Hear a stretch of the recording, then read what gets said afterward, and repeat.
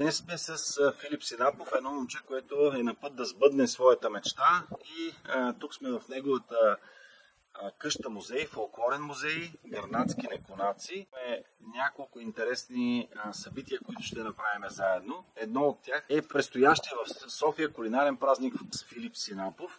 На това събитие всеки от вас може да си поговори с Филип, вкуси от неговия качамак, както и разбира се да го подкрепи, защото събитието е благотворително и всички приходи от него ще бъдат за Филип и за довършването на неговата къща. Филип, къщата, която видях и това, което ми разказа, този фолклорен интерактивен музей са страхотни.